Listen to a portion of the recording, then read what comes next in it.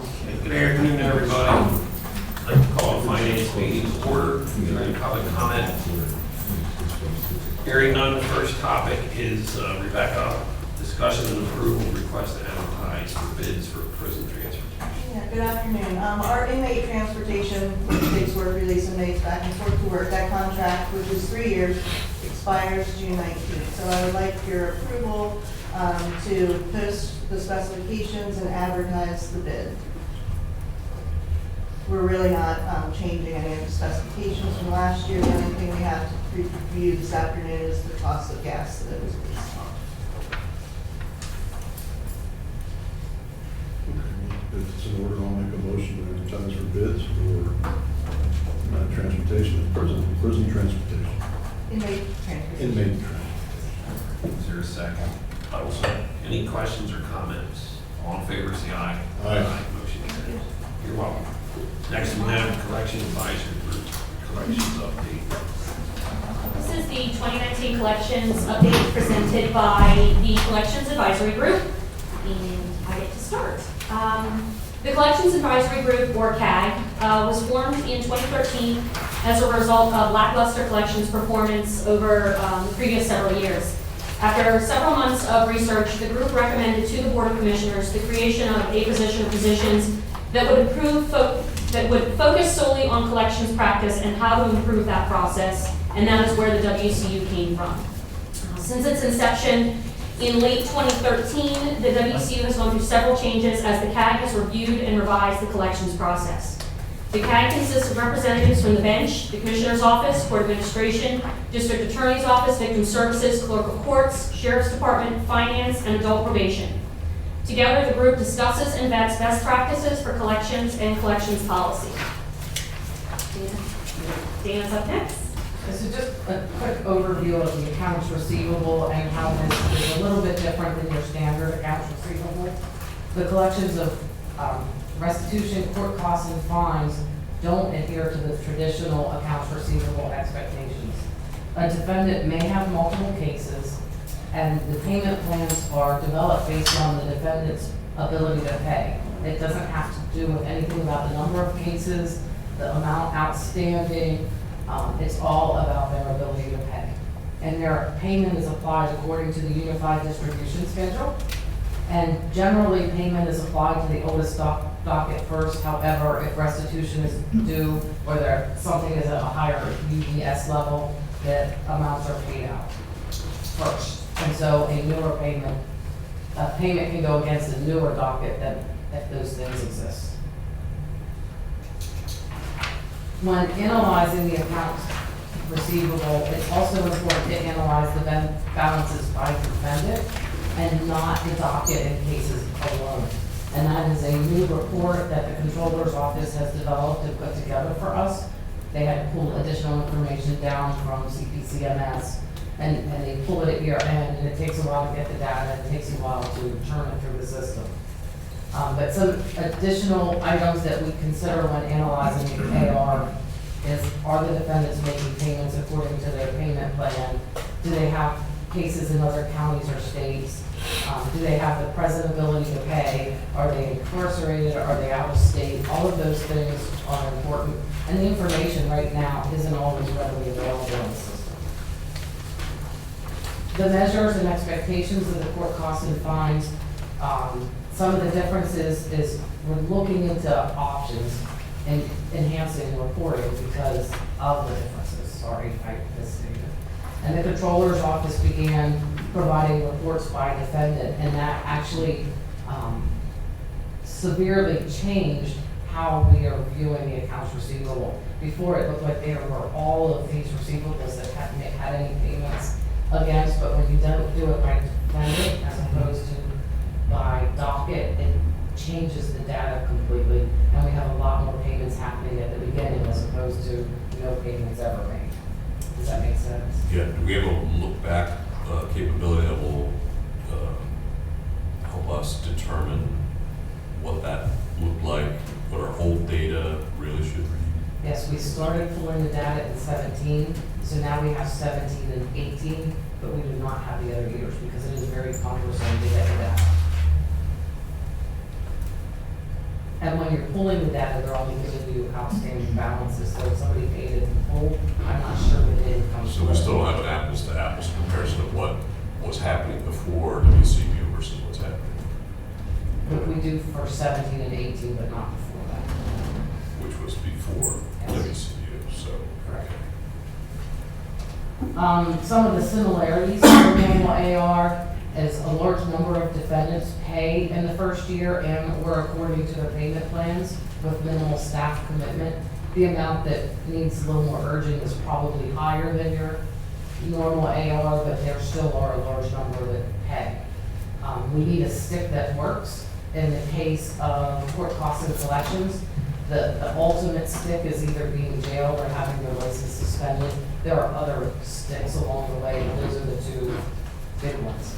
I think we asked this question before, but don't we have the ability to detach wages? We do, but it's generally on a voluntary basis, and I know that adult probation and the warrant unit have been working to get defendants to voluntarily agree to that. One of the biggest issues we have in wage attachments is that the defendant has no protections in the law, like they do in a domestic relations case. In domestic relations, an employer cannot discipline or terminate an employee for a wage attachment. There is no such protection in the law for a defendant who has criminal wage attachment. So we've been going the voluntary route with the wages. And we do have a lot more defendants, I think, signing up for wage attachments lately. It's easier with the bigger employers. With smaller mom and pop businesses, they're less likely to want to deal with that. And the last thing we want to do is for a defendant to lose their job. So if we can get them to pay without a wage attachment, we go that route first. Anybody else have anything to add on that? That I missed? We can't force them, I mean, I can't order a wage to, You can't? not through that threat of sanction. I mean, I can't make them enter into wage attachment, and the outcome, if you try to force it, is that they leave their employment that it's on anyway. So it's very hard to force in domestic relations. It's a lot different, to be able to force the wage attachment, but through fines and costs. And then we come into the situation where if they haven't told their employer they have a record, now their employer is aware of that and lets them go, and so, a lot of people that have been coming to court have been agreeing to them. Okay, well, the driver's license could also, suspension could also, limit their ability to get to the job. Right. Wage attachment seems like an easy way to collect if it's a reasonable, amount. And so we have not used that Oh, we use it a lot. wage attachment, Yep, we use it a lot. but it's voluntary. Yes, but most people that have a job that their employer is aware of their record will voluntarily enter into it because it's a lot easier for them to, they don't have to worry about it, just comes right out of their time. On that, and we also have some defendants who have auto deduct from their bank accounts as well. I think that's a slightly lower number, but we do have defendants that have signed up to have that, even though it's not a wage attachment, they have that amount being drawn directly from a bank account. They have that option as well. Okay. All right, thanks. And then, of course, some cases do cost more to collect than is due, and there is an important balance in applying the stick to those cases or allowing the balances to hang without working. And some of the items we think about are they local, are they in jail, are they out of state? Don't want to put money into things that there's no reward, but also you have to keep that threat out there where nobody will pay. Danny, you were talking about the uniform disbursement schedule? Yeah, we're going to be showing some slides, a couple slides, showing the beneficiaries of the collections that have improved over the last 4 years. And you may be wondering what determines where the money goes. And it's the uniform disbursement schedule.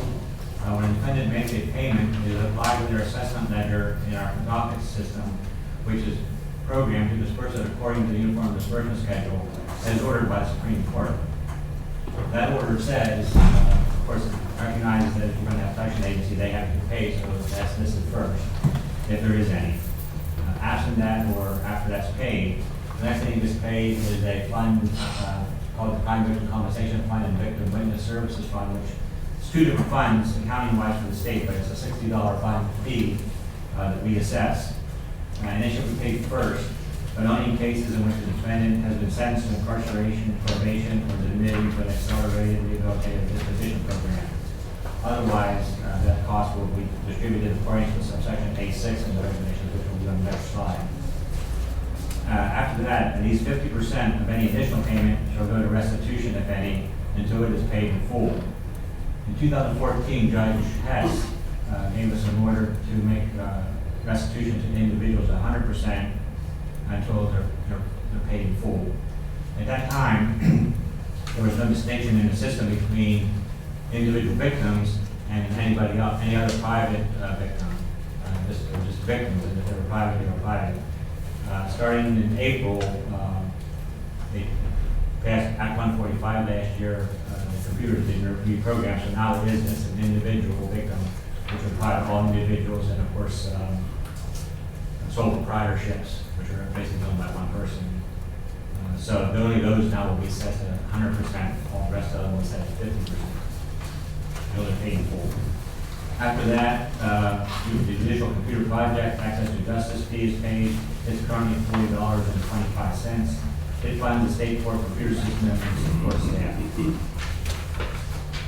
Next, we have basically the fees for services, and most of these would be county fees, so almost all of that money goes to the county until they're paid in full.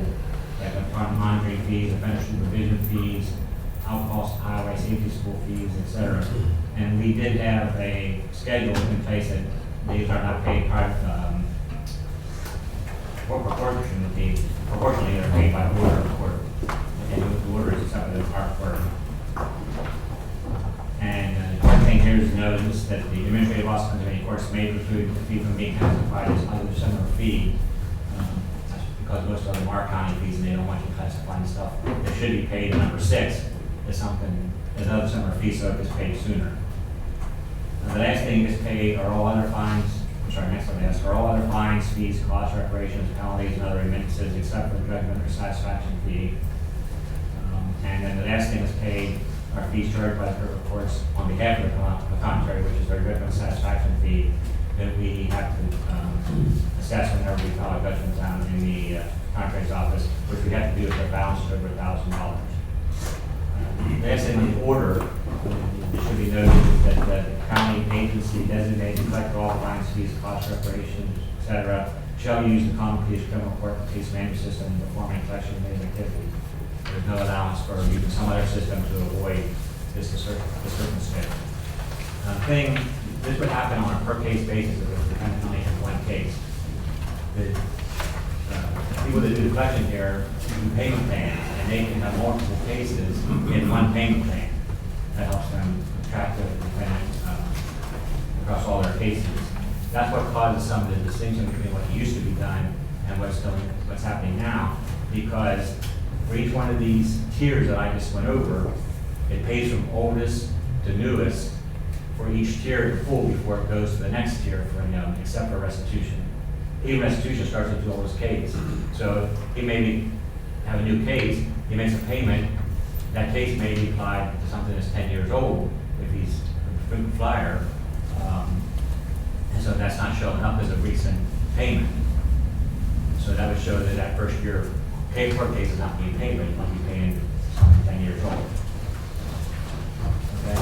And we're saying that each tier is paid oldest to newest before it goes to the next tier, oldest to newest, the next tier, oldest to newest. Okay, if you go to the next slide, these are the court disbursements. This is each contract send a check to the county, to the contrary. In 2015, we sent $2.5 million to the county, rounded $21,000 to the contrary for a total of $2.5, approximately county total. In 2016, we sent 2.6 to the county, 21.5 to the contrary, total of 2.6 to the county. In 2017, we started maintaining records for the state. Let me go back. As part of that county fund, county total, there's the offender supervision fee, which is what the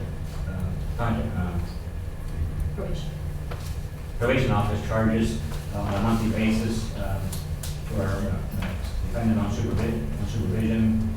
That fee is actually divided into a county portion and a state portion for some reason. The estate portion eventually is sent back to us in full, 100%, right? We get 100% back. So I was able at that point to be able to take the supervision fee that was in the Cumberland County check portion and duplicate it for the state. So the total for that year to the county, including the supervision fee for the state, was $3.5 million. The Department of State, which I had mentioned before, ended up that long. In 15 it was 1.3 million, in 16 it was 1.3 million, in 17 it was 1.5 million. Restitution sent out that year in 17 was 1.1 million, and municipalities got a total of 303,000. In 2018, the county portion was 3.5 million, 33,000 for the contrary, for a total of 3.5. We had the supervision fee to the state for that year, 475, and it got 4 million. The state got 1.7 million, restitution sent out was 1.4 million, and municipalities got 310,000. The increase in 2018 from 2018 to 2015 in the yearly collection payments was $1,051.48 to Cumberland County and $416,560 to the state. The yearly increase in payments from 2018 and 2017 from municipalities, or restitution, I'm sorry, was $280,244, and to municipalities and others was $73.39. That was the increase. So if you go to the next slide, the county, this was not counting the contrary. 2016, it increased 134,478, which was a 5.47 increase from 2015. In 2017, from 2016 to 2017 was 513,000, which was 19.77% increase from 2015. And 2018 from 2017 was $391,158, for 12.6% increase. If you add those up, that equals about the $1,151,048 on the previous payment. So there's always a lot of concern. I know it was addressed a year or so ago about, we're checking this one for everybody else or whatever, but you'll notice in the next page, 2017, 55.85% of our disbursements were to the county. The state got 22.76%, restitution total 16.75%, and municipalities 4.64%. 2018, it dropped to 53.81% for the county. The state increased a little bit for 23.11%. Restitution went up 28 to 18.83%, and municipalities got 4.25%. Go into that mix, the supervision fees that we get back for 2017, it jumps to the county to 62.32%, the state 16.29%, restitution 16.75%, for the state the same actually. 2018, the county dropped a little bit, 60.32%, and the state got 16.60%. So the vast majority of the money we collect comes to the county.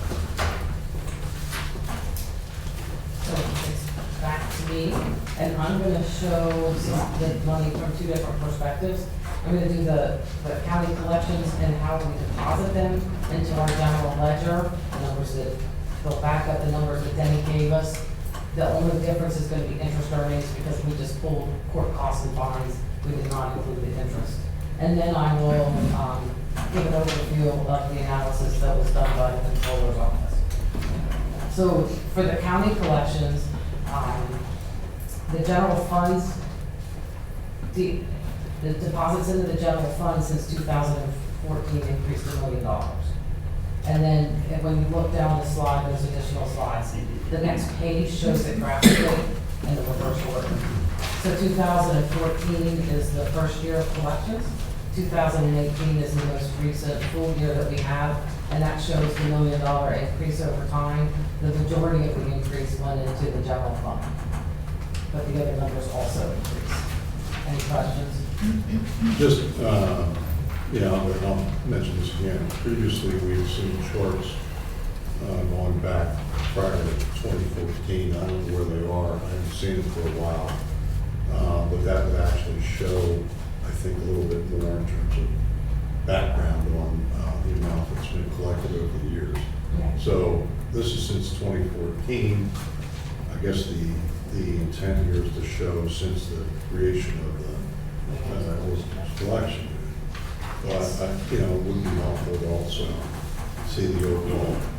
And one of the questions I was going to ask, and I appreciate the fact that we're making progress lately, but what is our cumulative debt owed to the county? I'll get there. That's, We're going to get there.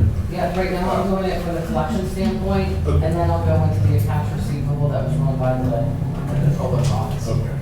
Thanks. I don't have access to that data, so, and so Yeah. is 10 years enough? Because I think it was the controller's office that did the Yes. previous reports. Yes, and that's why I'd like to reflect back on that. And I believe they pulled it out of CPCMS, this is from our GF. I don't have access to CPCMS, so that's potentially the difference. Okay, so I'll get a little bit of reports and see if they have updated ones. Okay, and if not, I'll run it from our GF. Yeah, I probably haven't summed it, because there was a previous chart that I remember seeing.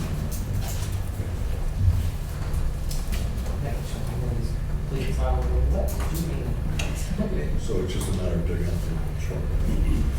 Okay. And then this is sources other than the clerk reports that we have received, court costs and fines.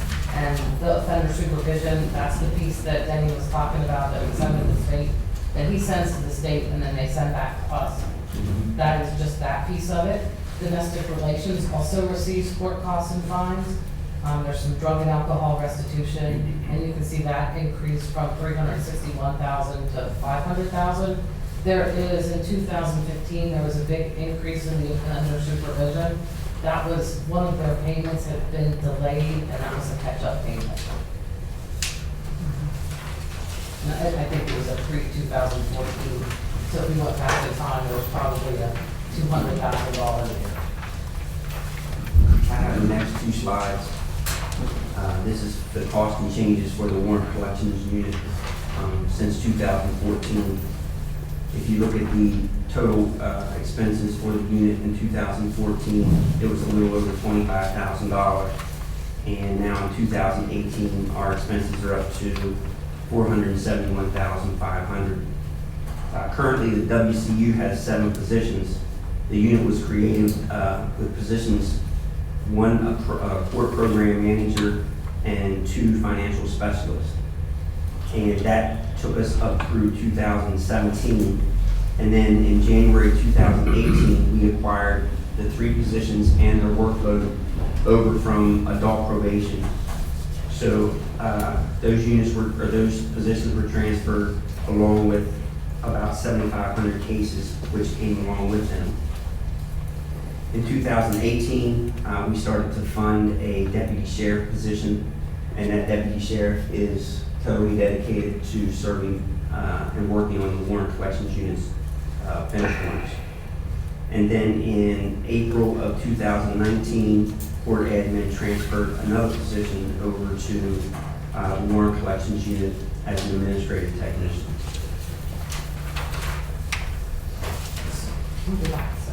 Sorry. So where do you see the big difference between the expenses in 17 and 18 on the salary and benefits?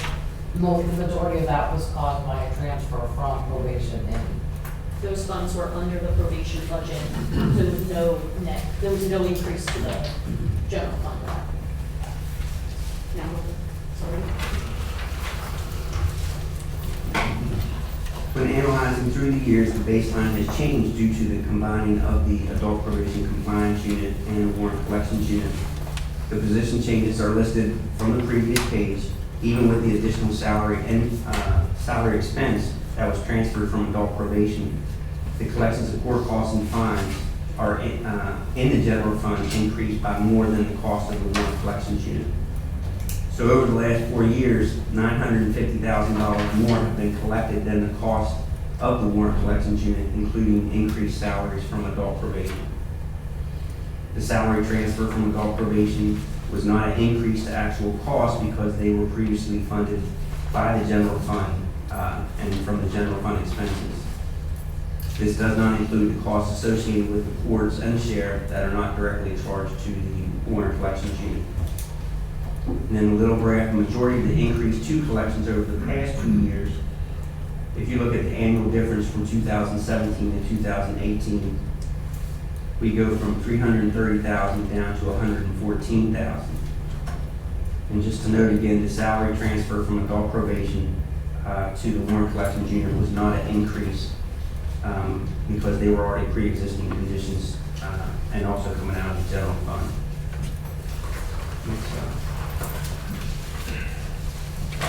Now we're back to me. And now I'm gonna go into the accounts receivable, and these graphs were developed by the controller's office.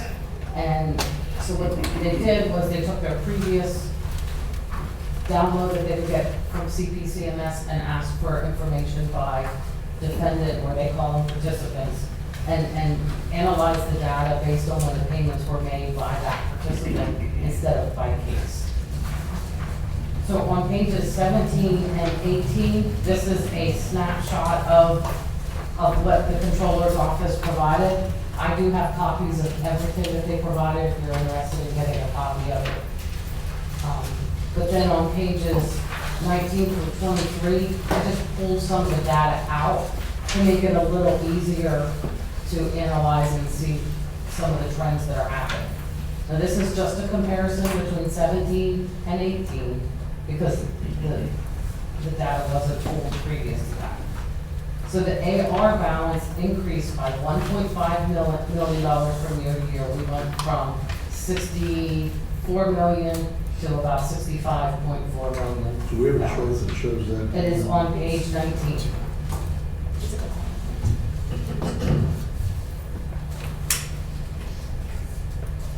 Okay. The number of dockets increased by 120, but the number of participants went down by 286, which means the average dockets by participant went up. So more people are on payment plans, more of them paid off. In 2018, the number of participants with balances at year end decreased by 286. If a participant paid all of their outstanding balances, they are no longer on this list. So that is not showing up here. And some of the reasons for the decrease were balances were exonerated for death, disability, and deportation. And then, of course, the major one is the person paid in full. There was a decrease of 525 participants with no payments, and an increase of 239 participants with payments. The important part of this, if you look at the percentages, the percentage of people that are making payments went from 76% to 80%. So it's a 4% increase, and the number of participants went down.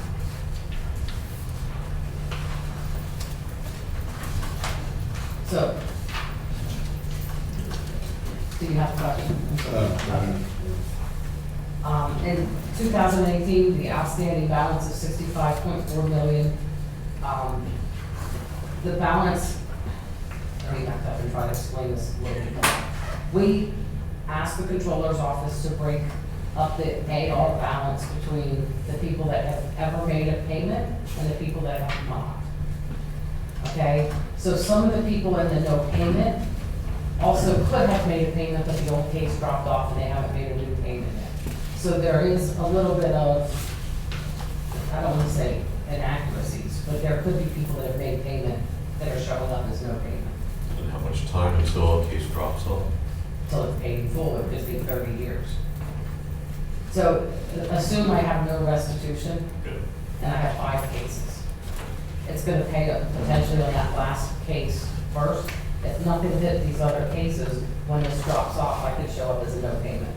Because on the 4 remaining cases, I have no Based on payment. the oldest stuff. I think it's a minimal number, but I don't know what that number is. And so the balance with participants that are making payments increased by $2.2 million. and the balance with participants that are not making payments decreased by $740,000. I just want to point out, if somebody dropped off, they have paid a portion, a good portion of the rest of them along the way, because each tier is paid all the way across. Right. So you get to the satisfaction fee, if they had one, if they had a judgment go on, they paid everything above the satisfaction fee on all the rest of their cases. So satisfaction fee on everyone. Have paid Only $1,000 over $1,000. $1,000.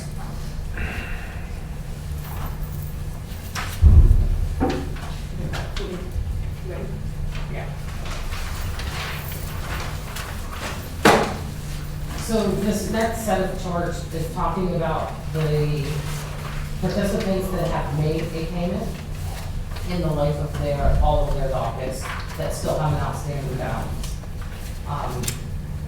In 2018, $61.2 million have had a balance, have had payments made against them, about $59 million in the previous year. So the balances of people that are making payments did go up from year to year. And I think that there's a couple of important facts in this. When you look at year one, the balance of people making payments in year one has increased by about $1.5 million. But then even more importantly, when you go to year 5 and greater than year 5, the number of people that have made payments have decreased. So that's kind of showing that some of the balance The has balance is decreased. sales. So that's showing that more of the old cases are getting paid off, and the participants that had old balances are now making payments or paid their fins in full. So the old numbers are getting lesser and it's moving up in the AR part of accounts. Does that make sense?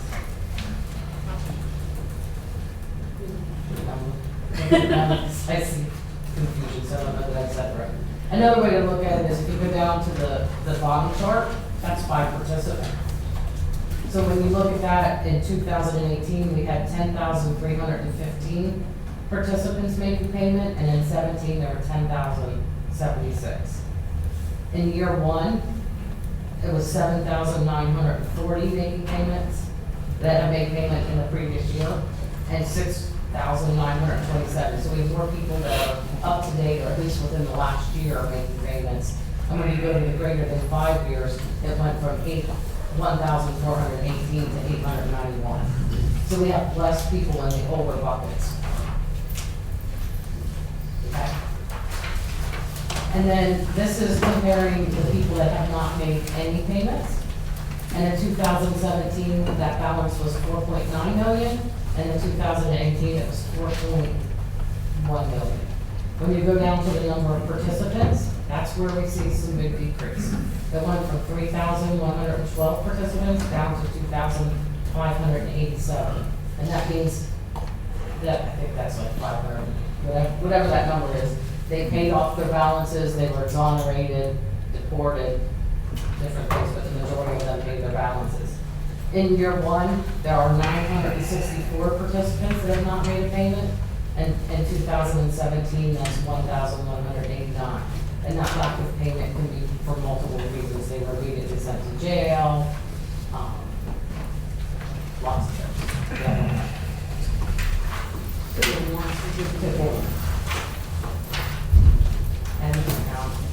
All right. I'm going to go over the next couple of slides, and probation is going to be in here as well. We're going to cover some of the tools that the Warrant Collections Unit uses to collect on fines and costs. The first that I want to cover is the administrative hearings.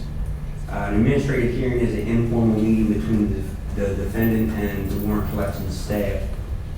It would be me, the defendant, and the person who's in charge of monitoring that person's payment plan. Basically, I play the part of the judge when the person comes in to see us. We try to find out why they haven't been paying. If the defendant reports, we try to resolve whatever issues that they have as far as their delinquency, possibly a new payment plan. If the defendant fails to report, then a bench warrant is issued for that individual.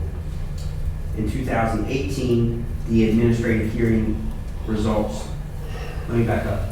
In 2018, when the 3 collections staff came over from probation, previously in 2017, when I came on board, we did not hold administrative hearings. So when those 3 staff members came over, that's when I started to do the administrative hearings for the cases that the warrant collections unit is responsible for. So in 2018, we collected about $131,000 for administrative hearings. And through 2019 to April 30th of this year, so far we've collected $92,847. And Mike, if I can clarify, that's payments collected directly as a result of the administrative hearing. It does not include the money that's collected as a result of the defendant getting on a new payment plan and then continuing to make payments. That's correct. Am I correct? So that's just the direct amount, pay $600 today or whatever, that's just that. It doesn't count their now making regular payments.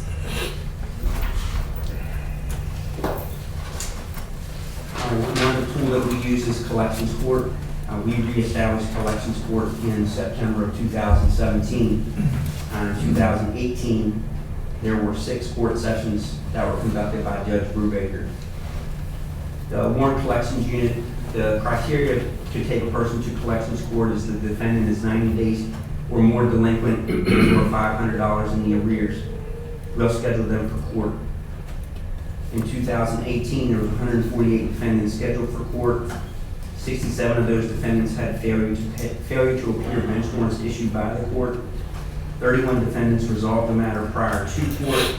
50 defendants appeared before Judge Brubaker for Collections Court, and there were 0 defendants incarcerated as a result of the court hearing.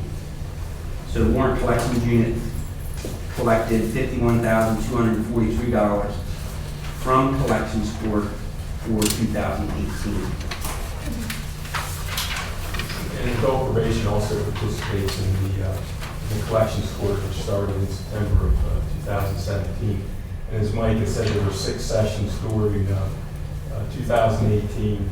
And we use basically the same criteria as the warrants collections unit, 90 days or more delinquent and or $500 in arrears. So adult probation had 263 defendants scheduled for court. 128 of those bench warrants were issued. And they are people who don't show up for court. And I believe a large portion of those are probably individuals out of state, because we get a number of people come to Cumberland County that are sentenced, live out of state, and the case is not transferred to other jurisdictions out of the state.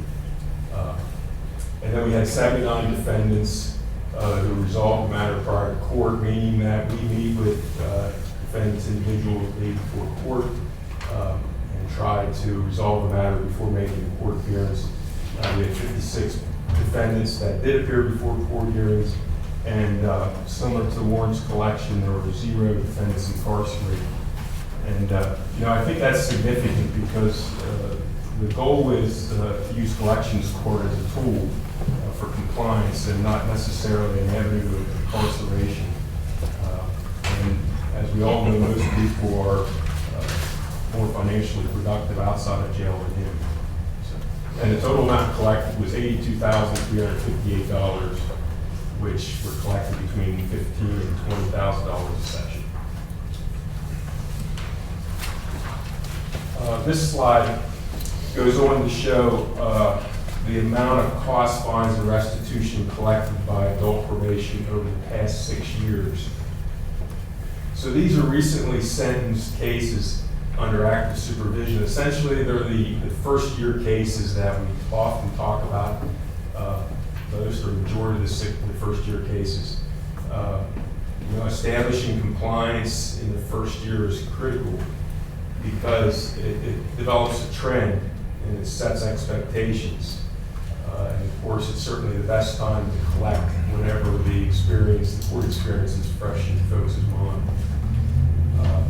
By the way, this information was received from CDCMS. And the slide goes back 6 years because 2013 was our low year. So I just want to establish a time frame moving forward from then. So 2013 was our low year.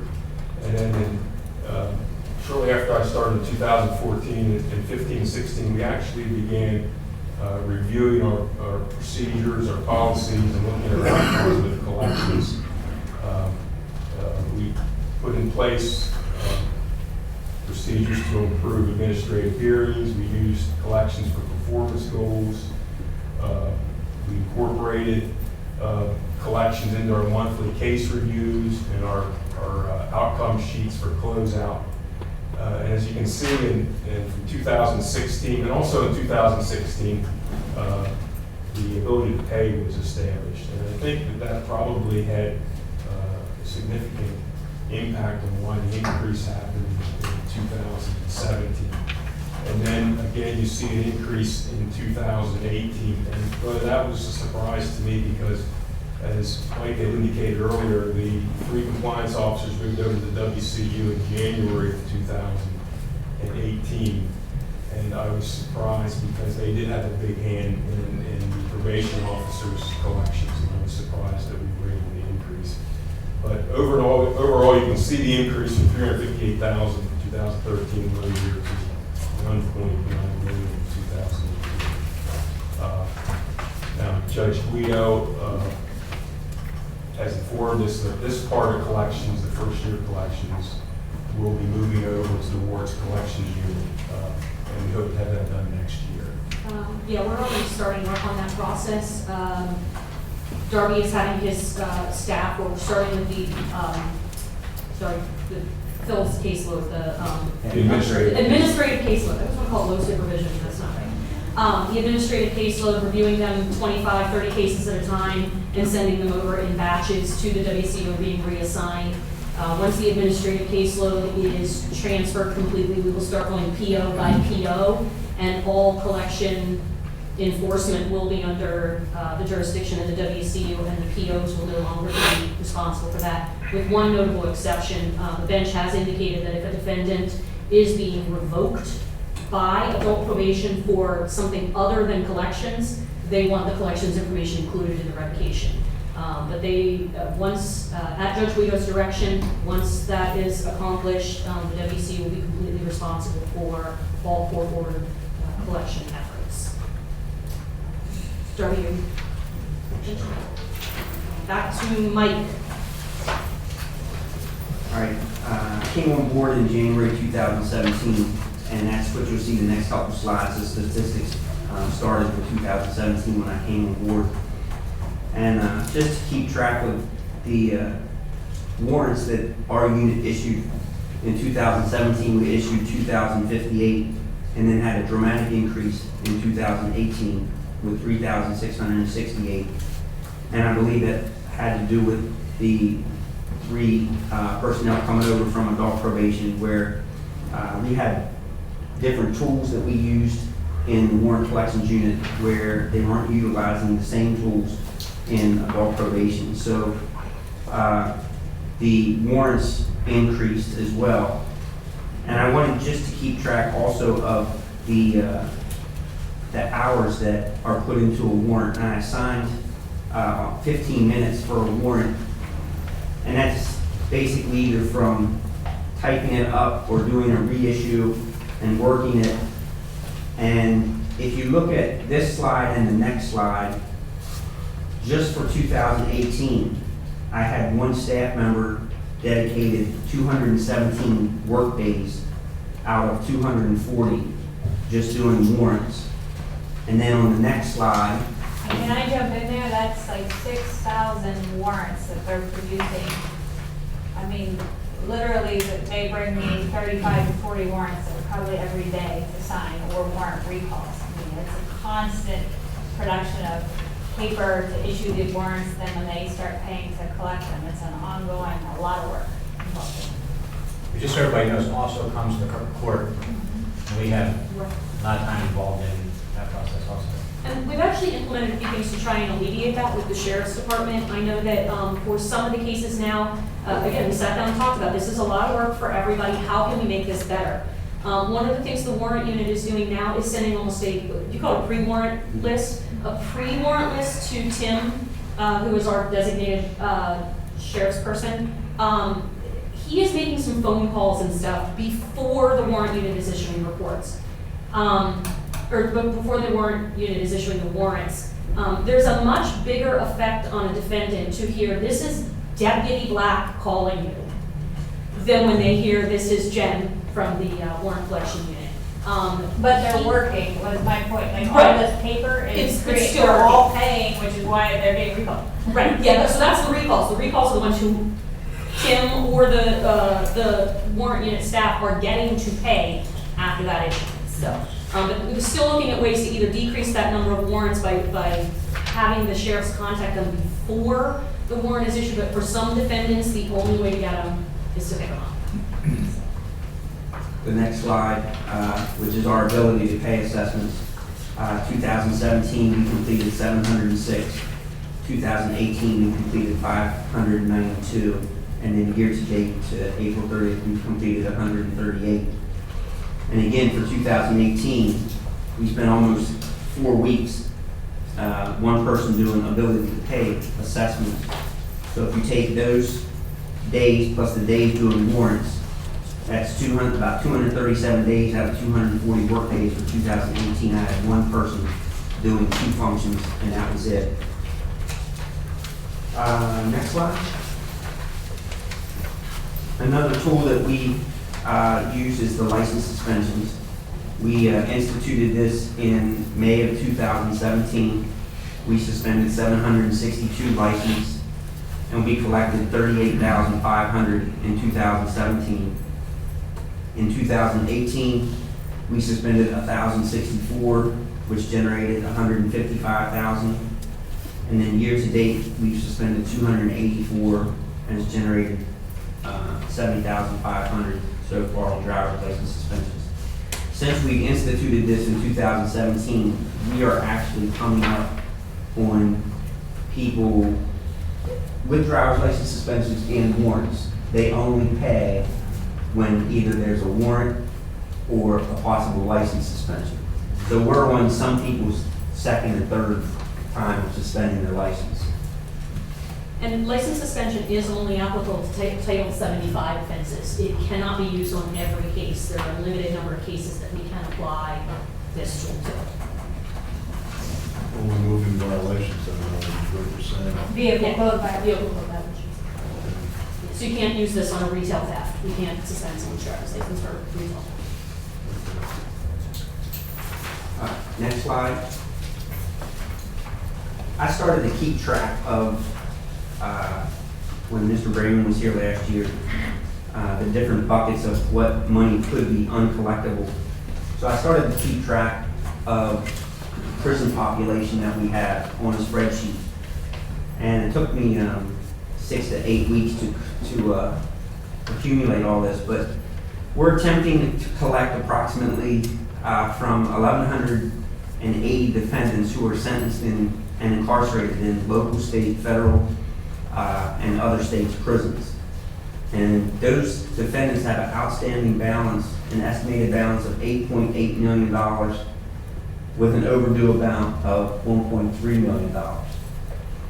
These sums are almost uncollectible while the defendant is incarcerated. We are able to submit Act 84 paperwork to have the deductions made from the prison earnings, but if we are not the first county to submit the Act 84 paperwork to the DOC, we get nothing. Even when we're getting money, what we do get is minimum from the defendant, and they earn 19 cents an hour. And when I noted the estimated amounts, these amounts basically change every day, but we have people that are being paroled every day and parole violators that are going back every day. The next slide, I started to keep track in 2017 of the exonerations that our unit was responsible for writing off bad debt owed to the county. In 2017, you can see from the deported, deceased, and extenuating circumstances, it has increased through 2018. 143 defendants for 267 dockets. In 2017, 289 defendants, 492 dockets in 2018. And so far this year, 70 defendants for 161 dockets for a total of $823,514. So these are mainly deceased people that we're running across, and we're just writing off the bad debt and exonerating their time and cost owed to Cumberland County for being uncollectible.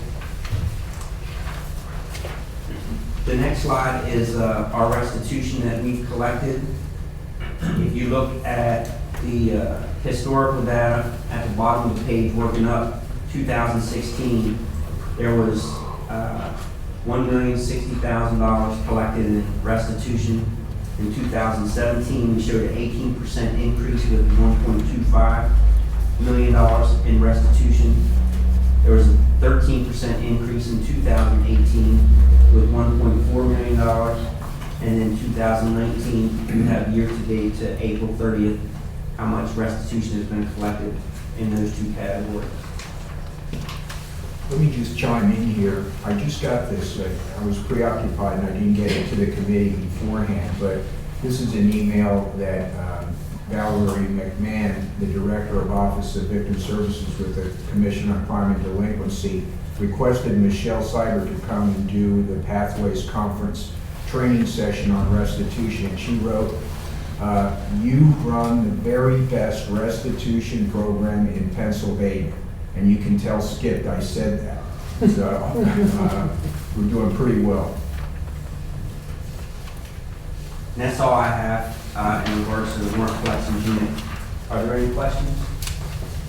I want to point out, if you compare those restitution figures with the ones on what I've paid out, they will differ some because his figures are what's collected.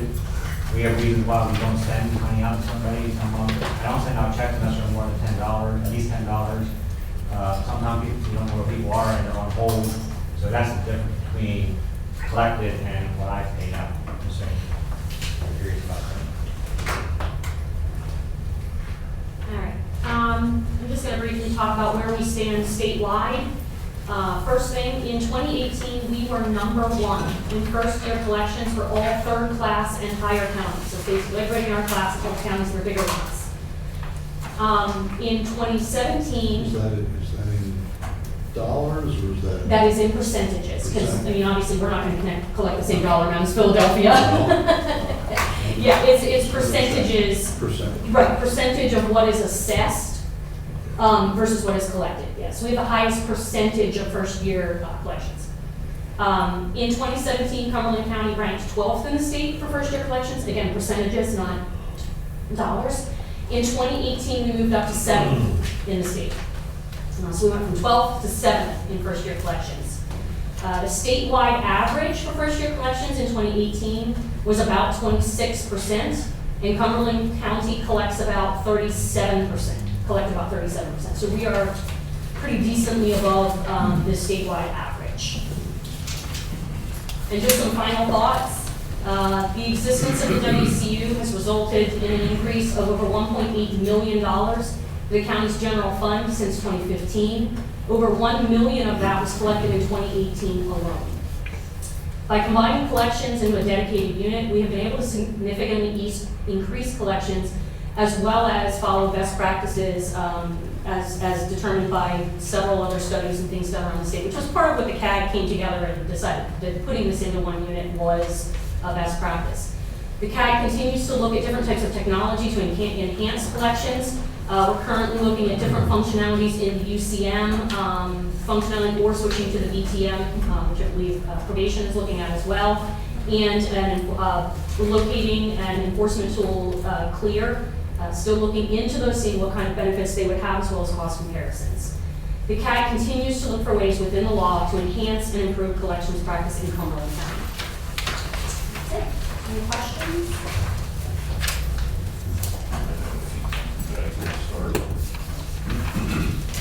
I guess there was a couple here, like, Mark, this is a pretty lengthy presentation We here. put a lot of work into it. A lot. We've been working for a while on A this. lot to digest here. Yes. Thank you very much for everybody's input. One of the questions I would ask is, when we have these hearings and so forth, I'm not quite sure as to the number of folks or, who are those people that are being called into these administrative hearings? Where do you look? I've got a lot of people who haven't been. what's the group of people that we end up calling? Basically, it's the people who have not responded to our letters, who may or may not have a license suspension. And so it's almost a degree of sanctioning where now they're gonna come in for an administrative hearing to talk to the supervisor. If we can't get them to comply with payment plan requirements at the administrative hearing or they fail to show up, then it either goes to a warrant, or if they had an administrative hearing and they still don't comply, then we schedule them for collections court before And the how, judge. how far is the look back in terms of who you're calling in for the administrative hearings? What, In other words, everybody is gonna be called in for the administrative hearing? Not if Who they're isn't complying. paying?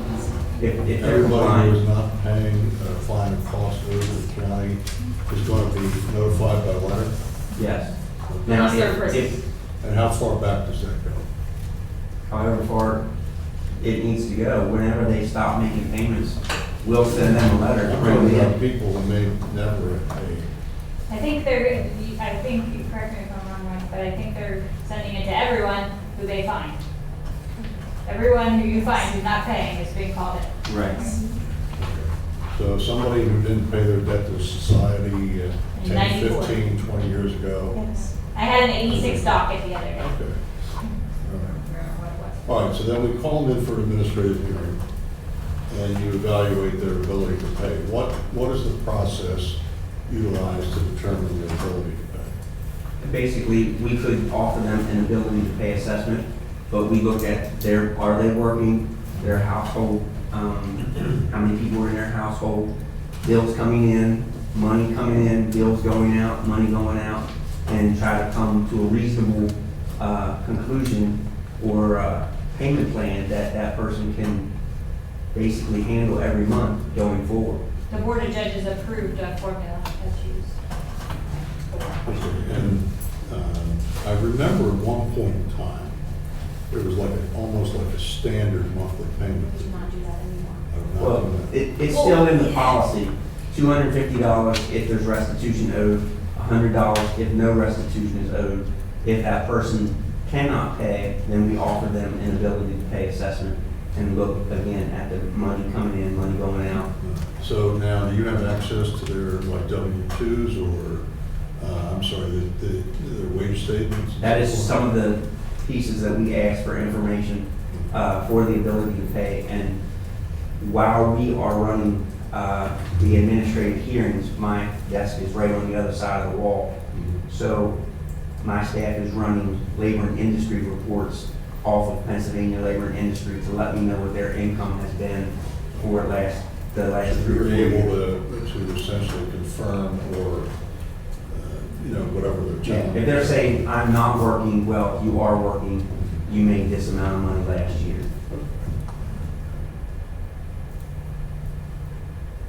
I may have some other questions. Go ahead. There's a lot here to digest. I have not had a chance to really review it other than the briefs that we just had. So, fundamentally, the question I've asked in the past is if it's buried in here, it's going to take some digging out. But the question I have is, how much money do we expend to collect $1 net of restitution?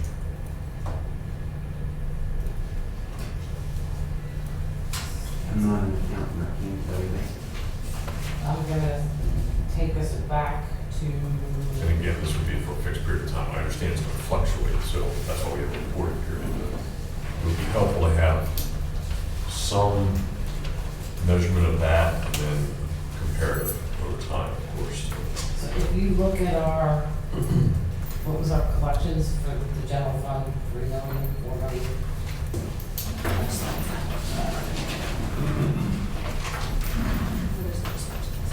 4,018,000 And with the supervision fee comes back to the state. so 4 million is 400,000, about the cost of 10%. $1. Right, for collecting 4 million, it's, the program costs 400,000. But then I would say there's a lot more that goes into those costs that we're not capturing. Right, the warrant collections unit cost 400 and some thousand last year. We collected $3.4 million. But in that collection, we are also utilizing clerk of courts, the judge, the sheriff's department, and other departments. Well, I realize it's a very simplistic measurement, but as a rule of thumb, that would be the one that would tell me the most at a glance in terms of the value that the taxpayer's getting here. So how much are we spending to collect a dollar? Not including what's being turned around and paid back out. Also, is there, maybe I missed this in here, what is the net change to the outstanding balance? Went up $1.5 million. Went up. Up. But the delinquent amount went down. So let me put it this way, if a defendant is paying on their debt as ordered, Right. it is not delinquent. So the total amount owed went up 1.5 because our caseload continues to increase. But the amount that's delinquent, is that on, that's on one of those slides, right? Also It's on- 19. Page 19. But the amount that's actually, 19, is that what delinquent? No. Oh, okay. But the amount where the defendant is delinquent, meaning they missed a payment or aren't paying, has gone down. Page 20. Oh, 20. Okay, you can see which one. Right, so there's a decrease in the amount that's delinquent. Meaning we're getting more people paying on their debt, even though the balance is increasing. That's due to the assessments. That's how much the judges are ordering the defendant to pay. We are getting more of the defendants to pay on that debt and pay as ordered, and they're not as many or as delinquent as they were in the past. So that delinquent amount is decreasing. Some of the numbers I have, that I have kept on a separate spreadsheet. January 24th of 2018, when I started, and this is for active cases only, not cases that are referred or inactive due to warrants. The total, that amount that was owed for warrant collections unit and adult probation and cases not on a payment plan, the amount owed was $65.1 million, with a overdue amount of $9.2 million. On May 1st of this year, we are down to $62.2 million, but only an overdue amount of $6.5 million. So we are, basically, we reduced the amount, $3 million of the overdue amount, because we brought more people into compliance, and last year we also closed 1,551 cases, paid in full. And The this value of one, that, of course, is to be able to measure that over time. He's been tracking that since January 18. last year. and that's information that we can't get out of Right. CMS easily. So he's doing it manually, and that's why the numbers that you're seeing from the controller's office aren't gonna tie to that, because the ones that the controller's office has there been a payment made, he's looking at, are they in arrears? Right. We need a combination of measures that are broad enough, but then also specific enough. So if you can tell how they're moving in relation to each other, again, over a period of time. So I'm just going to say, I think we still have some work to do on refining the measures so that they're truly informative. I think the problem we have is some of these measures are very, very difficult to get out of CPCMS, and CPCMS is what we are required by law to use. We are as frustrated, I think, as you are. One of the biggest issues we have with one of the issues we have with CPCMS is, I'm just going to use the prison example. Mike is manually tracking when defendants go in and out of prison on a spreadsheet in Excel, because CPCMS is just not that accurate.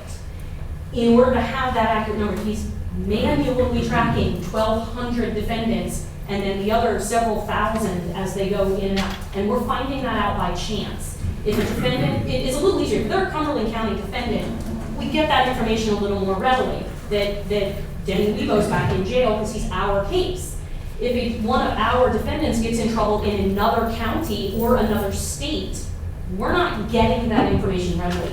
They're losing track of the defendant, not able to find him, and then going through all their enforcement measures, and then finally saying, oh, he's in jail in Maryland. And that may take a little while to find that information, because it's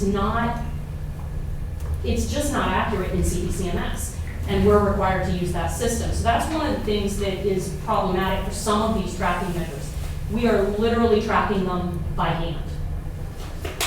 And there's only a limited amount of time and a limited number of things that he can track by hand without basically dedicating his entire day to it. We've tried to do the things that make the most sense. Again, keeping track of when those defendants are getting in and out of jail, to send that back to 84 paperwork, to be able to know they got out and now we can go after them again to get them back on a payment plan, those kind of things. And some of this stuff is just very difficult to obtain. And we've been looking at, again, the UCM, the BTM, and these other options that we can use in conjunction with CPCMS to see if they can better give us this information. We're still trying to figure out which ones can give us what we're looking for.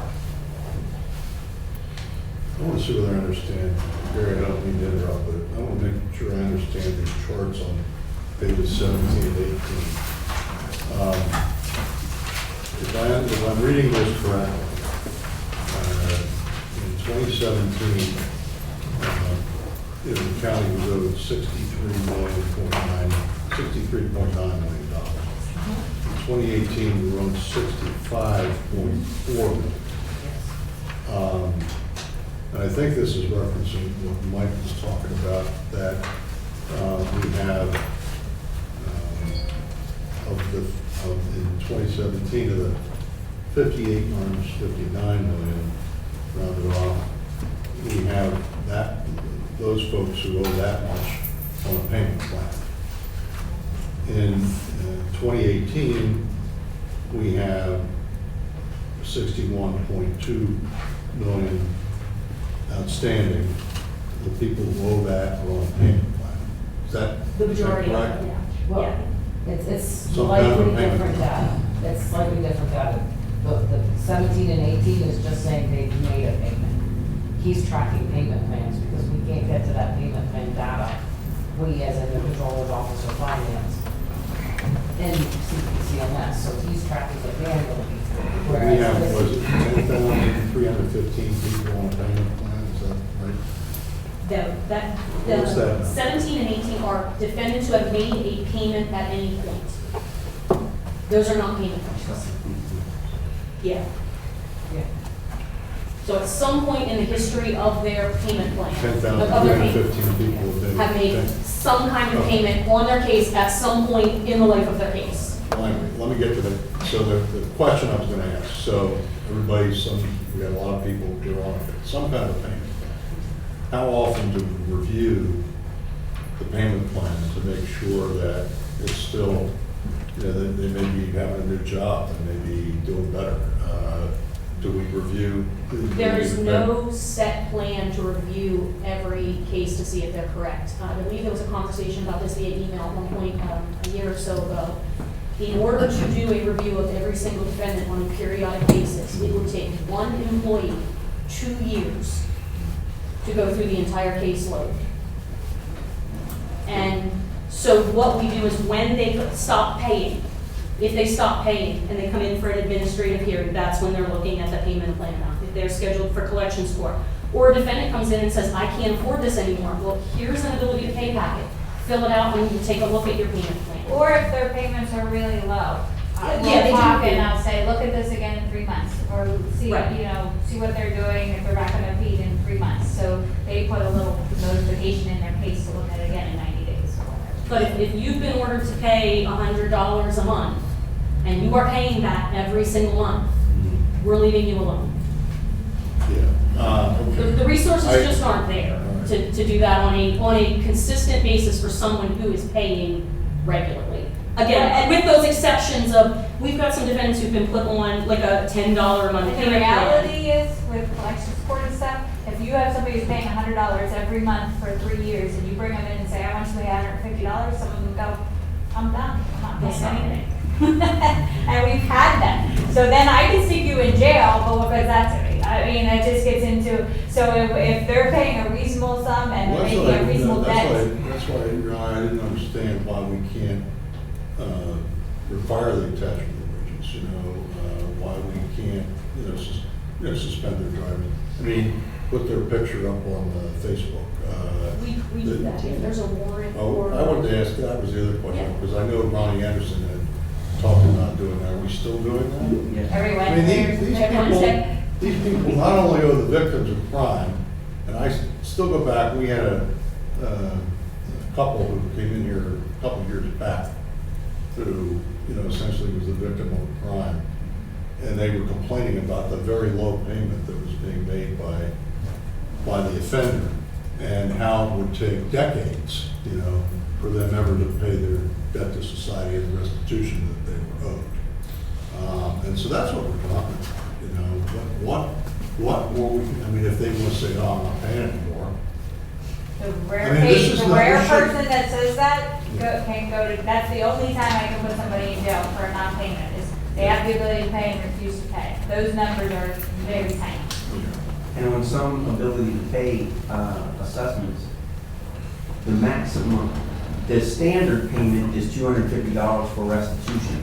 But Judge Brubaker has ordered people who owe a lot of restitution, a specific amount greater than $250, because we did an ability to pay assessment on them, and that's what the numbers came out to be. So she orders that person to pay that amount. We have defendants who are never gonna pay their case off. There's a gentleman, Who owes over $1 million, and what's his monthly payment? $10, but that's based on an ability to pay, it's all he has the He's like ability to completely pay. disabled, I mean, they're just. That's all he can pay, that's all he's ever going to be able to pay. At least according to this data, it looks as though we're looking at some of the older cases, or getting some success with some of the older cases. It's always been my opinion, even though, people didn't believe it, or didn't want to go along with me, but I would think that 10 or 15 years after you committed an offense, that maybe you turned your life around and, are successful. And I think some people are, but those who have succeeded, they still owe, a debt to society. And I think we should be making sure we're doing everything we collect, regardless of when the crime occurred. And that's why I asked about it. Now, it looks like we're getting good in terms of within a year of your, first offense and we're getting them to pay up. And the really old cases, we've Would have been been good if we making would some have done that all progress. along, but in any event, and that's why I asked about I know we have those charts that go back a decade before, which show that we were up like here at one point, and then it dropped 2003, off. I think, was one of the Yeah, good years, and then it went down. It dropped off. The other question, and maybe Judge Guido can explain this, but I just want to make sure that our adult probation and parole is still plugged in terms of this being, something that they need to work on. It sounds as though you're not going to have anything to do with it anymore. Do you want me to answer that, or you want, because No, I was at the board of judges where we decided it, so. And I don't think that's the case. There's always going to be that conversation that needs to be done with offenders whenever the PO's out making that home visit, and that will certainly continue. A lot of this is the administrative part will be sent over. It's just not going to be forgotten, because that is an opportunity for our officers to collect money through that conversation. Your outstanding debt is this, this, and this, and will be supported by the Warrants Collections Unit. But we as the bench want their focus to be on rehabilitation of the offender. So ensuring compliance, dealing with any mental health or drug addiction issues, supervising, make sure there's no more future crimes being committed, and the Warrant Collections Unit can work on collections. So if we can lower, recidivism, and they're doing their purpose of probation and parole supervision. Warrant Collections is doing their purpose, collecting the money. Okay, I don't necessarily follow that, right? Sorry. Because I think if we're having a visit with, They mention it, but a they're. violator, that, we can do more. I mean, one of the problems going forward here in terms of being able to afford everything that we're talking about is not creating more silos. So, I think that there needs to be a continued interaction between probation and parole and being able to collect, fines and costs that the offender owes, Well, first year collections are going quite well, so those people that they are supervising are paying. So. Just be aware too, from your point of view as commissioners, and you're working with the legislature, I mean, you don't follow this every day, but I do. And I'm telling you, the trend now is people should not be issued warrants. These fees are outrageous. The costs and fine, not the fine so much, but the cost. If you can take a $200 retail theft, and Denny, correct me if I'm wrong, that's gonna have between $1,100 and $1,500 in fees. On top, you know. And I'm telling you, there is a mass movement called criminal justice reform that doesn't want driver's license suspended for this stuff. They think the fees are outrageous. They don't want warrants issued for people who owe money. And that is the trend that's coming. And I ask you to deal with your legislatures in watching this stuff, or we're not gonna, you know, I take it, when we started central processing in like 98, 97, we just picked an arbitrary figure and said, oh, that's $400 processing fee. And Judge Shealy approved it, but I mean, it still might be that, Denny, I'm not even sure anymore. But, you know, it was just like that. It was like, okay, and then look at the type of person that's doing these crimes. You know, we're not talking about a great mass of college graduates that have a lot of earning potential. Yeah. It's, No, I understand that, you know, in terms of putting people in jail that owe us money, it's gonna cost us more. But, you know, all I'm saying is I think that, look, we're looking at the numbers here, and it looks what we're owed in Cumberland County is going up, not down. It will continue. Despite all the best efforts of. It will continue, everybody. it will not. The fines keep increasing, mandatory fines and DUIs are increasing, they're $1,000, $1,500, $2,500 on some. With court costs, it's a $5,000 case like that, I mean, Well, one maybe of. with criminal justice reform, then instead of some of these fines, we should do more community service, you know, sentencing and those kind of things, so that, Then we you know, would- actually we get something back. And I If agree we're not that, gonna get the funds from the fees and the costs and whatever. but then the county would need a criminal justice or a community service opportunity, which we don't have, because a lot of our community service organizations won't work with a lot of our criminal defendants. So some counties have community service organizations within the county, and your hours worked could take money off your costs and fines and that kind of thing, which can be successful, but it is obviously be beneficial. Here's one Wednesday. Yeah, that is every Wednesday. You should see it's even funnier when the defendants comment on the picture. I have a question on page 25 and 26. The question is the same. At the bottom, you mentioned the amount collected from time. Notice was sent until court date. What does that mean? Do you want? I'll answer. So they'll send the notice out, and on the notice, and the wording might be, I might have the wording slightly off, but basically says, you are delinquent in the amount of X. If you pay the amount of X prior to court, you don't need to appear. Because basically they catch themselves up. Or they'll talk to a defendant and make arrangements, look, you don't have X, say it's $500, but they have $400. So just the threat of It's court the threat of court. is very. So these people then, this is the amount that's collected up until the court date, as well as, does this include the figure that they pay that day? Yes. So Even also- that morning, if they, Right. we talk to them, you know, they're $1,200 delinquent, and they say, well, I have $300 in my pocket today, I can pay that, and just, we'll take them downstairs, let them pay the $300, they excuse them from court, because we don't want to tie up the court's time, and we'll work with that person from there on. Okay, so this is not the total amount of money that we expect to collect. There will be more. This is the money that. we Just so they don't basically- have to see me. Right, So then they are put on a payment plan, yes. correct? Okay. So that does not include any money that they then pay For future going payments. forward. Right. Okay. Now, getting Gary's point about, if I look at this right, let's look at page 25. You have 148 defendants scheduled, 67 bench warrants were issued. And I'm sure there was a cost to those bench warrants. Right? Okay, I saw a number for that somewhere. We've used the 1,200 figure in the past for other.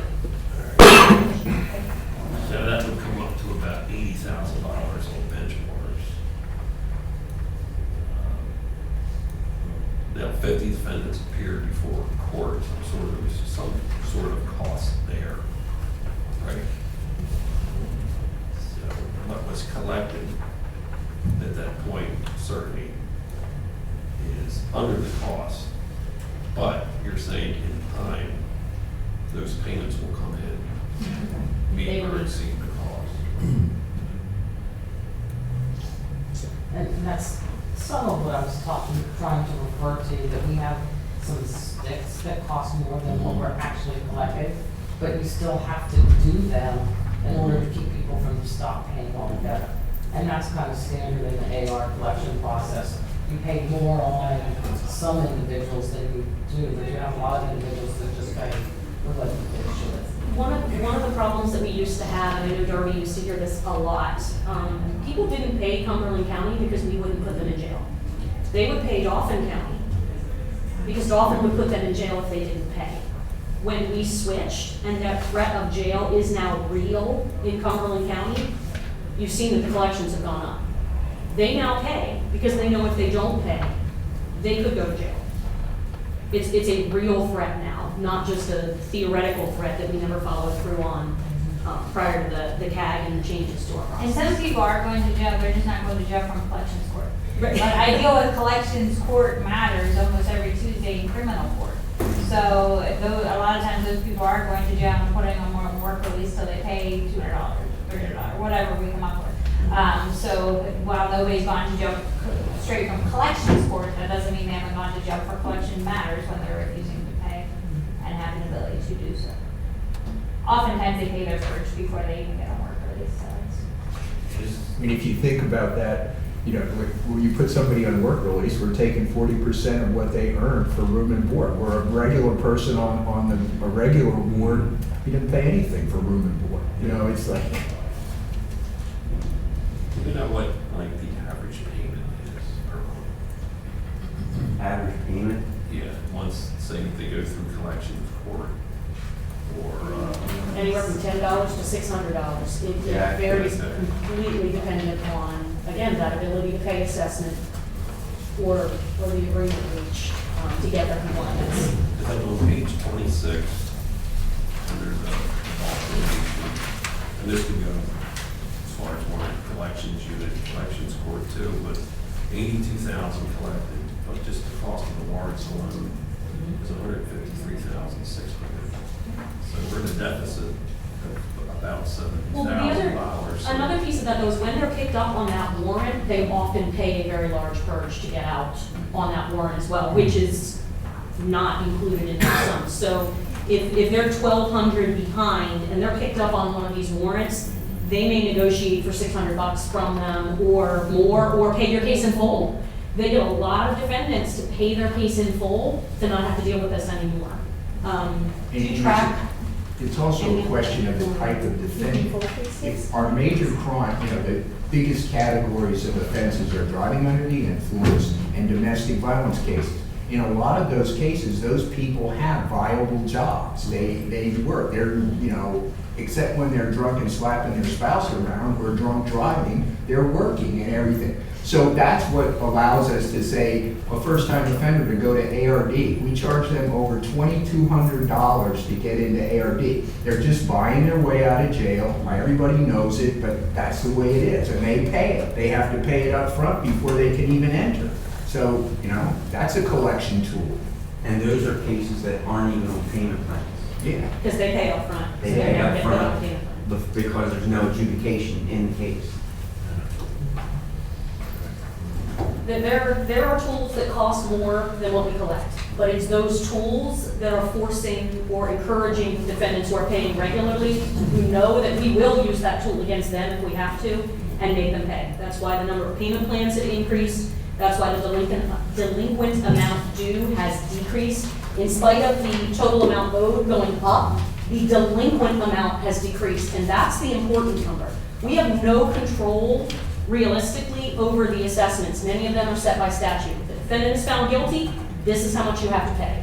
That's the assessments. So as our caseload increases, that 65 million is going to jump to 67, it's going to jump to 69. The important figure is how much is a defendant delinquent? Are they paying what we ordered them to pay? And they have managed, between adult probation and the warrant unit, they have brought that number down, I believe, significantly in the delinquent amount. We've also managed to capture some populations that we weren't before. Mike, you had the figure on how many Act 84 letters you sent out for? 486 last year. So 486 Act 84 letters were sent to DOC prisons. Again, we're not getting a ton of money per defendant.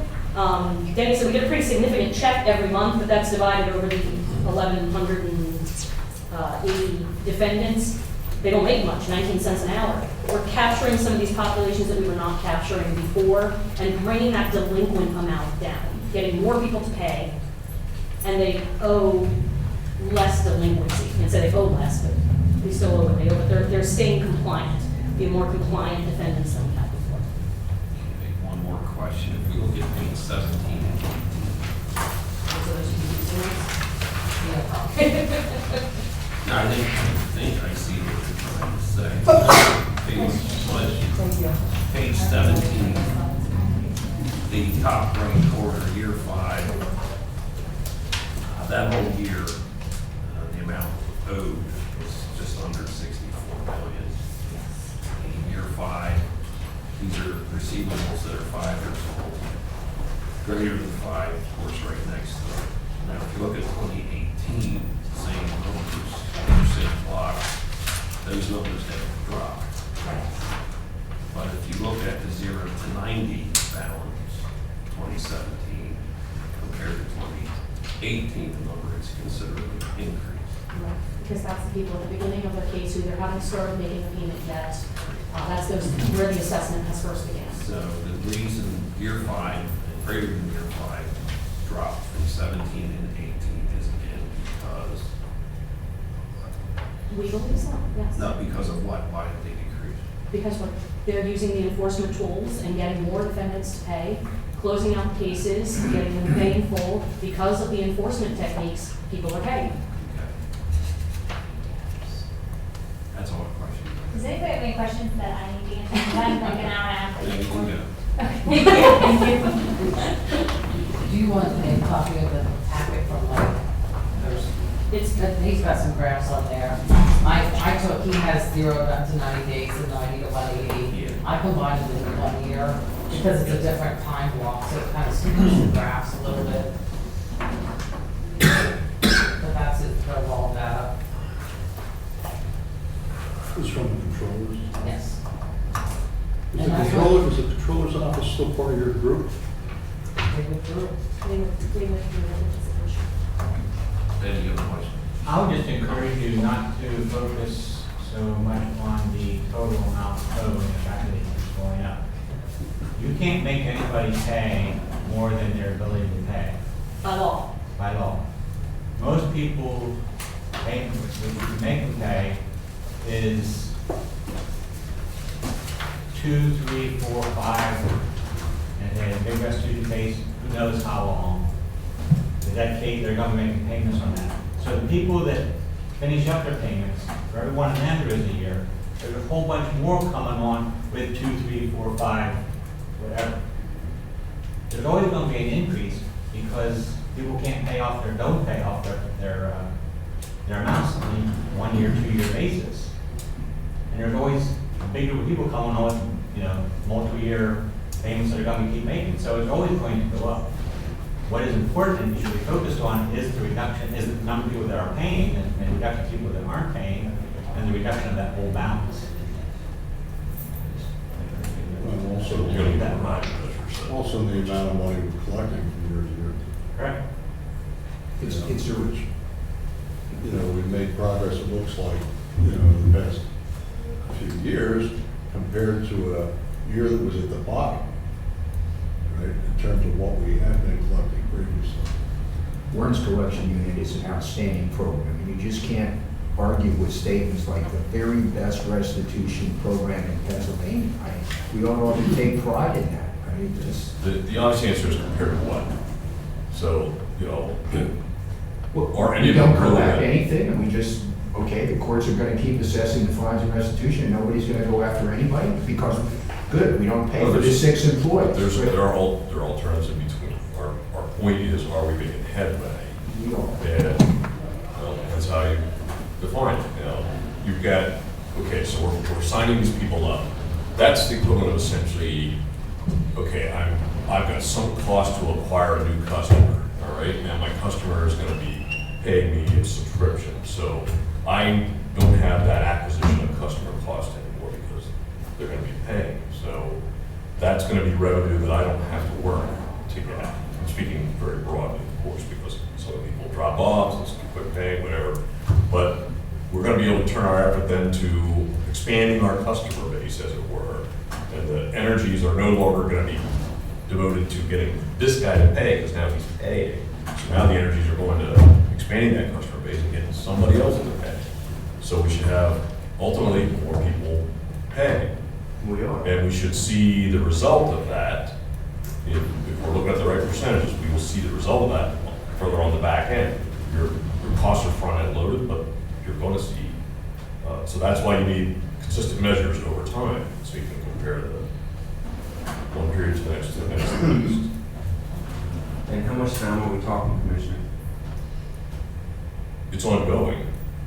So there's never a point at which you stop evaluating. I understand that, but we've had data that has been 10 years old, that was presented before, and now we're presenting data that is 3 to 5 years old with a dramatic increase, and you continually want more data.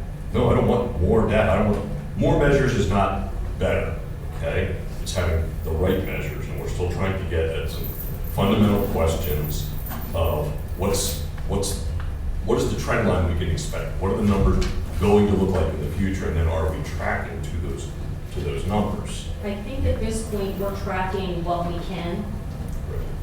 We are looking at ways to get that additional information. The problem is going to be, and I'm going to talk a little bit about this 17-18 thing that the controller's office did. We could probably go back and ask CPCMS for 16, 15, 14. It is not going to be accurate. The CPCMS is almost like a live data. If I ask them now for the 16 data, it's going to tell me what that 16 data looks like now. It's not going to tell me what it looked like in 16. It's a real problem with the system. We have complained about, but I think Denny has complained about, I think everybody's complained about. They can't give us the snapshot of what it looked like back then. So when we find a new thing we can track, we discovered we can do this by defendant rather, we found a way to do this by defendant rather than docket, which is better because again, docket doesn't help when you have to pay the oldest docket first and you get that, it really is ineffective. I can't go back. We're gonna do it every year now, I think, going forward, but I can't go back prior to 17. So we're trying to get more and clearer data.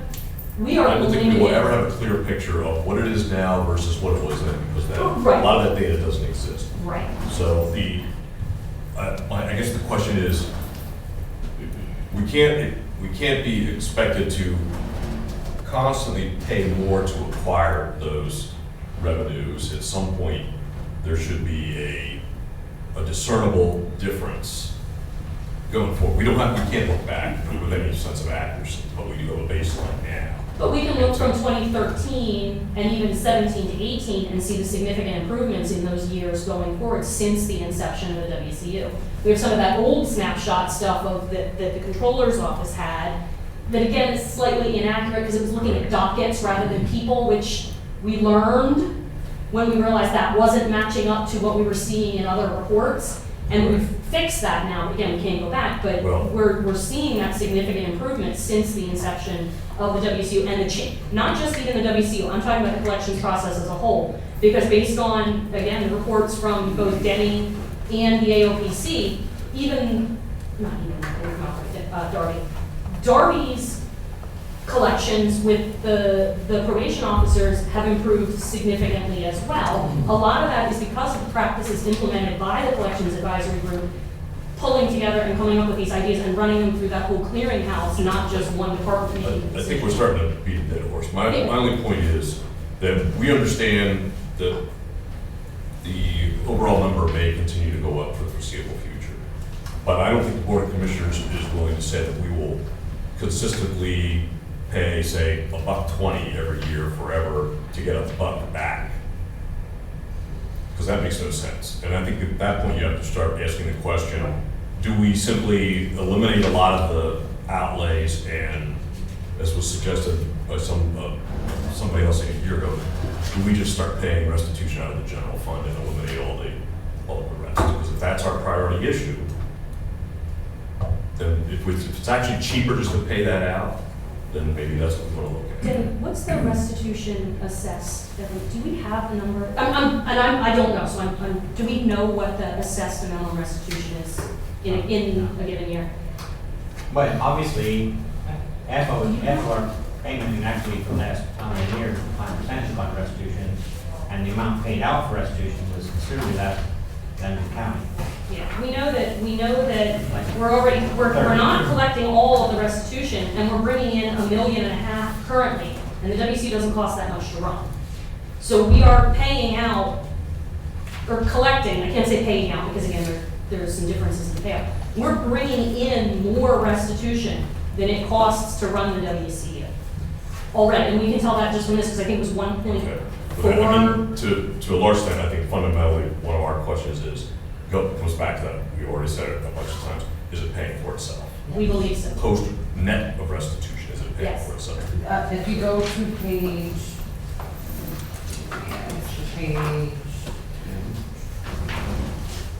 So that being said, what are you basing your analysis or your example of paying $1.1 to get a dollar? What is what we presented? No, I think. No, that's I think it's a hypothetical.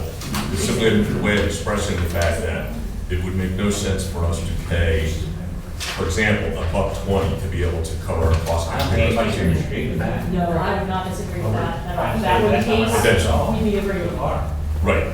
so The if, point is, we're going to eventually get to the point where the measures are refined enough that we can, over time, assure that we are paying for ourselves consistently. so if you go to page And cover our 15, restitution.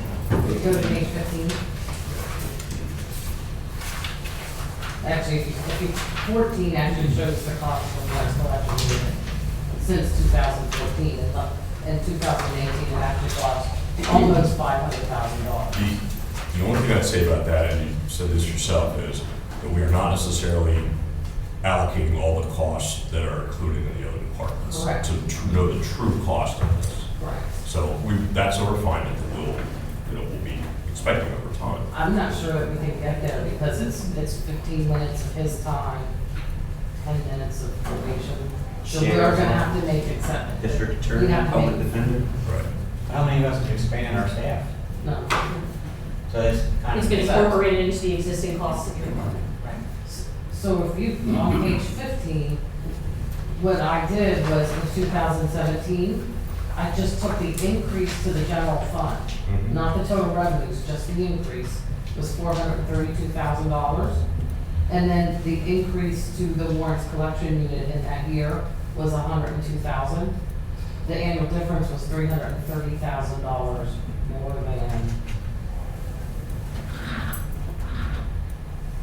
so there was a $330,000 increase above and beyond the cost of the additional cost of the unit.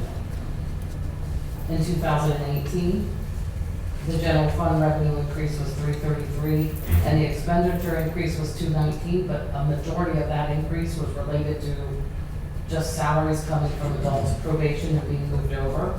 And so that annual difference was $114,000. And if you take out the probation salaries, it was $310. So you're saying it's costing more because we're paying for the probation people, but the revenue is not going up because they're not bringing as much revenue. No, the revenue, I'm saying there really wasn't an increase to the general fund because those salaries were just being paid out of a different bucket. And now they're showing it. What's the increase But the in revenue, cost?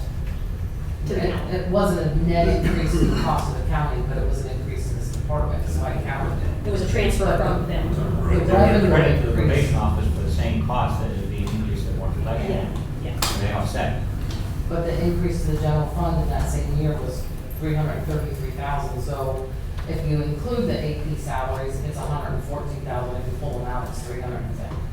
So in those 2 years, the cost of the warrants the increase to the warrants collection unit was substantially less than the increase to the revenue of the general fund, not the collections as a whole. So restitution increased by more, that was the net impact to the general fund.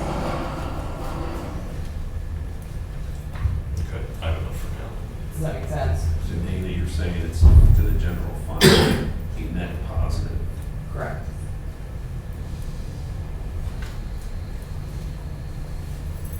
You could look at it another way too, from 2014 to 2018, it was $1 million increase in salary, or $1 million increase in revenues, and the unit's costing us less than $500,000. And that includes the probation salaries that transfer. Which without the WC would still be sitting in probation. Yeah, so it's probably, It's less. Or the increase is it's probably about more. Saying that backwards, I think, but- Does anybody have any other questions or comments? I just wish that we could assess the ability to pay on a more regular basis. We do too, but with the time involved, we'd rather have them working the cases of the defendants who aren't paying rather than, and again, if they had time, I think it would be a great tool. And we are looking at some of them, the ones that are on the exceedingly low payments, we are reviewing, but again, if someone's ordered to pay $100 and they're paying, we need to focus on the guy who's not paying and using those resources to the best that we can. Yeah, well, I mean, what was it, like something like it was just a general, what the restitution would cost was something like $50 a month or something like that? Under, prior to the WCU, I think that Previously? the general payment was $60 a month. $60 a month? Yeah, and our new minimums, again, outside of doing an ability to pay or anything like that, is $250 if you owe restitution and $100 if you don't owe restitution. The reason we made those numbers kind of big is if the defendant can agree to pay that, that's a good number to be getting in. It's better than the $60. If the defendant says that's too much, you have to fill out an ability to pay packet. And then we're going to assess your ability to pay. Well, that's better than it was. Than $60. Yeah, I think we're doing the best we can as far as that with the resources. It would be great to be able to redo that on a regular basis. But even DRO doesn't review every defendant's income on a child support case. They only do it on request. It's a resource issue. Thank you all.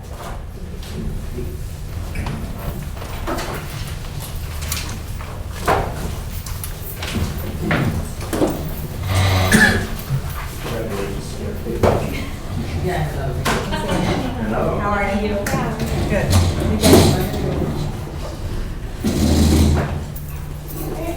Thank you. Thank you, folks.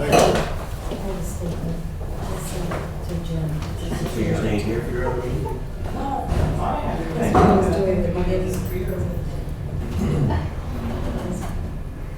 Okay, next on the agenda. Approval recommendation of Jamie Keener's new CEO for KDIC, starting June 10th, Karen. Yeah, it's sort of self-explanatory, but we did get the notice conveyed to us from the board of directors of their recommendation for Jamie Keener to be the final selection from our protracted recruitment and selection process. And we had received his resume, and all the commissioners were involved in both the final interview and final presentation as well, so I think we know the quality of the individual here. This is the first time that the commissioners, now in compliance with the revised bylaws, will be asked to approve the board of directors, Kate's board of directors selection. So that's what I would like to accomplish today. The offer's been extended to Mr. Keener. He has accepted, all in the understanding that it's contingent upon approval of the board of commissioners. So the June 10 date is spelled out there. That is the reason we would like to take action on this today. So unless there's an objection, put a motion on the floor that the board of commissioners, as members of the corporation, economic development corporation, approve the recommendation and appointment of Jamie Keener to the position of chief executive officer. Okay, we have a motion, is there a second? Second. Motion and a second, any questions or comments? Glad it's about done. Okay. All in favor of the motion, say aye. Aye. Aye. Motion carries, thank you. Yep, thank you. Okay, any other business we need to discuss? Yeah, I would like to bring something up. And I was reminded of it yesterday when I was taking another look at the furniture request for the courtroom upstairs. We have a lot of costs that we're going to have associated with the creation of this new judgeship, and I know we've probably dealt with it in the budget. But I would like to see a breakdown of costs related to not just facilities and equipment, but also inner furnishings, furniture. I would like to know about what we're looking at in terms of additional potential additional personnel costs. And I think it's important we examine these things before they just get approved. A little concerned about, again, the one issue, the request that we had tabled here the other day. I don't know why in the world we'd be spending over $1,700 for a chair in the judge's chamber, okay? That seems very excessive to me and completely out of reason. I think we all want to make sure we have adequate facilities. I don't necessarily believe that the taxpayers need to be paying for Cadillacs. I think Chevys will do just fine. So, having said that, I'd like to see a break. I want to see all of the projected costs of coming up here. I know we have, an approval process and so forth, but I would like us to take a closer look at the expenditures related to all of our, the facilities and so forth relative to the creation of the new judgeship here, which was created by law in Cumberland County. So we do have capital that's been approved for the 7th judge. The furniture that's being requested now has not anything to do with the 7th judge. So the 7th judge has the full fit out, and I don't remember what the amount is, but it includes the technology, the facility costs, the furnishing cost. It does not include personnel. There is a presentation that the courts is working on that includes all of their requests for personnel, both 7th judge and everything else, all at once. And I believe that's scheduled for mid-June. Okay. Well, in terms of the facilities and equipment, then if there's a capital proposal that's been made, I'd like to see the details of that proposal. I think it should be presented at a finance meeting. It was already, I think it's been already approved. It's already been presented and approved. Well, we know how many pieces, how many chairs and all that stuff, okay? And how much they're costing? It was an estimate overall. Yeah, I think It's the not question here is, detailed. since this has we've become aware of the amount that's involved in this, latest with the $1,000 chair. $40,000. Is this gonna have a domino effect that now the new place has to have at least as good, and then the next one, and then are we raising our threshold to such a standard now that all the judges are going to demand the exact same thing, and have we considered the potential financial impact of that? So we normally do put very good furniture in the judges' chambers and the judges in the courtrooms, but we don't need to replace them normally for 20, 30, 40 years. So how old is the stuff we have? The stuff that we have is very, very old, I believe. It's overall. Yeah. Are we gonna be, I think what I'm hearing is, are we gonna be hit with another request shortly that was unanticipated for another umpteen $1,000 because, the next judge wants comparable furniture on my goal compared to theirs, and we're already we're in the process of purchasing for the 7th court, and now we're gonna be purchasing for court 6. Are we opening the door for just the dominoes? So normally when we start getting a request for new furniture is when a new judge comes in. The judges that are currently seated normally they've already picked out the furniture that they want, that they want it been Okay. the whole 9 yards, and they normally don't change it. It's the new judges coming on that request updated furniture or changes to their courtrooms, and we normally do those foot We do, they have to do capital project requests also, but that's normally when we see that. All right. But I do know that the equipment that's being replaced is very old and not able to be used because Judge Brubaker was using different furniture and that was her. And I think that capital was placed on hold because they wanted John to Yeah. provide his opinion, so And we he still did. have He that, did. it hasn't been approved. Okay, for the furniture, Yes. but that's not related to the seventh judge. No, but I'd like to know what we're doing for the seventh judge. Okay. So right now, it's a concept, we don't have the finalization of We anything, budgeted some numbers. We did so I'd like to budget. see. and the capital's approved. Okay. But it's How much did approved, we budget for, how many chairs are we buying and, or what? we just do it down to. the Just number throw of numbers chairs. out there. Okay. They're educated guesses. So we What don't the big anticipate difference? any of the currently sitting judges to be making an additional request for newer, fancier furniture. We would- I want $1,000 here too. Well, they probably already have $1,000 here. Is that right? And actually, $1,000 chair is not that It's- unusual. It's, executive chairs are expensive. They're very expensive, and when it comes to chairs that people are sitting on all day, we don't like to buy the cheaper $200 ones, because next year we're buying another one. Normally, we do spend a little bit more money on the chairs, and we get a lot of time out of them. I just got a new chair, and I had the same chair for 20 years. I'm still using Commissioner Besh's chair. just Yeah. so that- And so I had a 20-year-old chair, Mhm. and I just changed it out. And Well, I'm using the chair in my office that Commissioner Ravino left me, and that's lasted me for 8 years, and I think it You got a new one. It could probably last a couple. Did You can do it. And I can get a new one at the same time. if you want a new Anyway, chair, we will get you new chairs. no, I don't. Because eventually all this stuff adds up, and, somebody's gonna be asking for a tax increase down the road. And we have a lot of needs that have to be met. I think we should be able to get by with a chair that costs a couple $100 if need be, but We'll be replacing instead of it next year. $1,700, We'll be replacing a $200 chair next year. If somebody's sitting on it all the time, it happens a lot. I don't think the taxpayers would appreciate the fact that we're spending over $1,700 for a chair in a judge's chambers. I'm sorry. Yeah, but if it lasts 20 years, that's the point you're trying to make. Okay. It's low. With good quality. I mean, these chairs were put in here in the 90s. They're good. Do we have judges that last 20 years? And It's relevant. You said every time we judge, you said they look I at think Judge Guda's probably been here 20 years.